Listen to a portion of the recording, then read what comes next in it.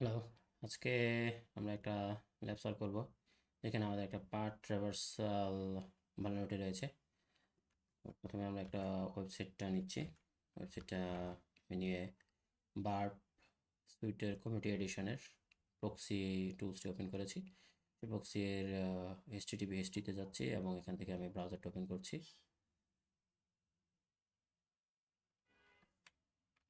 তো প্রথমে আমি ওয়েবসাইটটিতে অ্যাক্সেস করব। ওয়েবসাইটটি আমি অলরেডি সলভ করেছি, তারপর ল্যাবটি সলভ করেছি, তারপর আমি দেখাচ্ছি। এখানে একটা ই কমার্স সাইট রয়েছে। এখানে বিভিন্ন মেনু আছে, হোম মেনু, ছবি আছে, বিভিন্ন প্রোডাক্ট আছে, সে প্রোডাক্টের প্রাইস আছে, সে প্রোডাক্টের ডিটেলস চাইলে এখানে দেখা যায়, প্রাইস দেখা যায়। আমি যেটা করেছি সেটা হচ্ছে যে আমার ওয়েবসাইটটি আমি প্রক্সি টুলস ওপেন করে রেখেছি এবং এখান থেকে আমি যে কাজগুলো ফিল্টার অফ করে নিয়েছি এবং প্রক্সির HTTP হিস্ট্রি ট্যাব থেকে আমি এখান থেকে দেখতে পাচ্ছি আমার বিভিন্ন রিকোয়েস্টগুলো। তো চলুন দেখি। এখানে একটা রিকোয়েস্ট দেখতে পাচ্ছি যে এখানে আমরা ইমেজের ভিতরে ফাইল নেম প্যারামিটার দিয়ে 25.jpg এই ফাইলটা আমরা অ্যাক্সেস করেছি। সো আমরা ধরে নিচ্ছি যে এটা একটা ওই ওয়েবসাইটটা একটা লিনাক্স সার্ভারে হোস্টেড। সো এখান থেকে আমি রিকোয়েস্টটা রিপিটারে সেন্ড করে দিচ্ছি ম্যানুয়ালি টেস্ট করার জন্যে। এবং দেখেন যে আমি এখান থেকে যখন সেন্ড করছি আমার রেসপন্স কী আসে দেখি। আমরা রেসপন্সের জন্য ওয়েট করতেছি।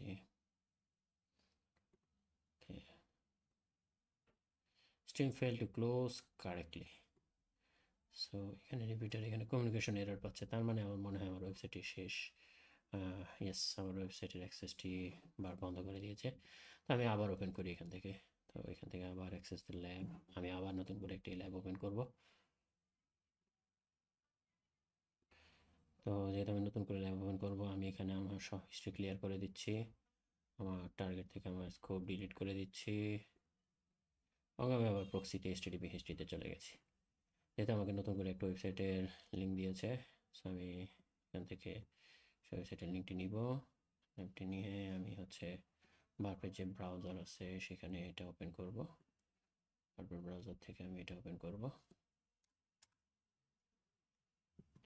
বারবার ব্রাউজারে ওয়েবসাইটটি ওপেন হয়েছে। এখন এখানে বিভিন্ন রকম প্রোডাক্ট আছে এবং এই প্রোডাক্টের ডিটেলস দেখতে পাচ্ছি।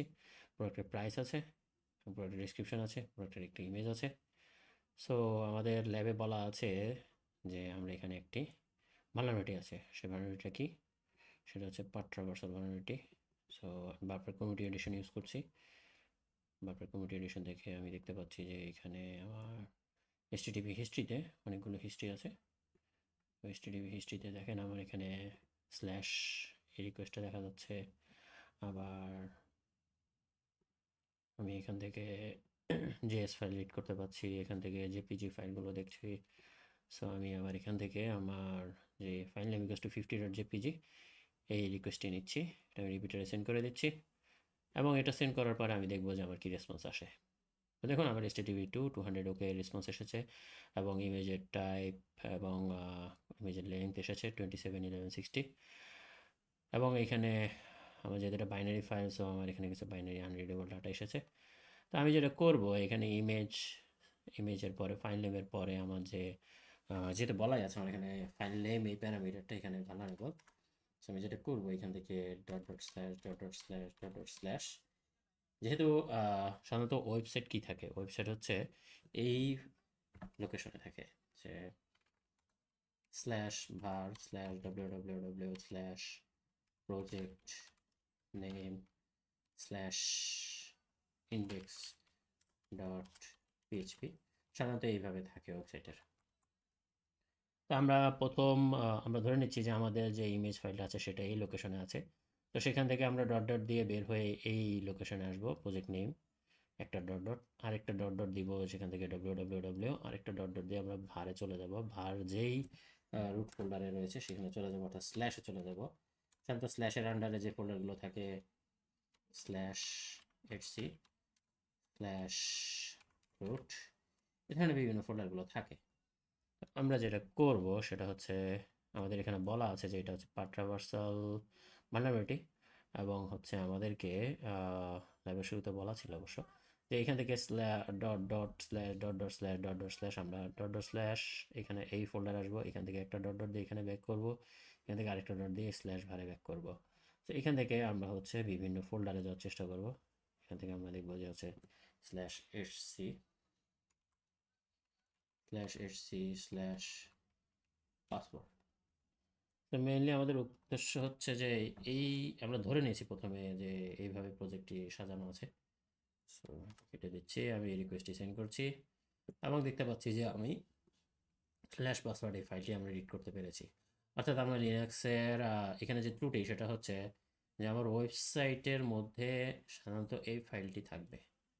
আমার ওয়েবসাইটের ভেতরে যেটা থাকবে সেটা হচ্ছে আমার ওয়েবসাইটের যে ফাইলগুলো আছে সেগুলো আমি অ্যাক্সেস করতে পারবো। অর্থাৎ আমার ওয়েবসাইটটি এইভাবে থাকবে, আমার ওয়েবসাইটের মধ্যে আমি বিভিন্ন আইটেম দেখতে পারবো, ডিটেলস দেখতে পারবো, কিন্তু আমি সার্ভারের কোনো ফাইল পড়ার কথা না। তো এইখানে যেটা হয়েছে আমি হচ্ছে সার্ভার ফাইল রিড করতে পেরেছি। তো সেটা এখানে বলেছে যে আমি স্ল্যাশ এসসি স্ল্যাশ পাসওয়ার্ড ফাইলটি রিড করতে পারি কিনা। যদি আমি রিড করতে পেরেছি সো আমার ল্যাবটি সলভ হয়ে গেছে। সো এইভাবে আমরা আসলে শুধু একটা ওয়েব অ্যাপ্লিকেশনের একটা ইন্টারফেস ছিল যে একটা ফাইল নেম মাধ্যমে, ফাইল নেম এই প্যারামিটার মাধ্যমে আমরা হচ্ছে গিয়ে একটা ফাইলের ডেটা আসার কথা, কিন্তু সেখানে আমাদের শুধু ওয়েবের যে ফাইল আছে সেগুলো আসার কথা, কিন্তু আমরা করেছি কি আমরা ওয়েব সার্ভারের অর্থাৎ তার যে রুট সার্ভার আছে যেই সার্ভারে হোস্টেড সেই সার্ভারের একটা একটা ইম্পর্টেন্ট একটা ফাইল আমরা রিড করে ফেলেছি। তো এই ভালনারেবিলিটির মাধ্যমে আমরা হচ্ছে গিয়ে একটা ওয়েবসাইটের ভালনারেবিলিটি বের করলাম, একটা ইম্পর্টেন্ট কনফিগারেশন ফাইল আমরা রিড করলাম। সো এটা হচ্ছে এই ভালনারেবিলিটির ধারণ। সো আজকের মতো এই পর্যন্তই।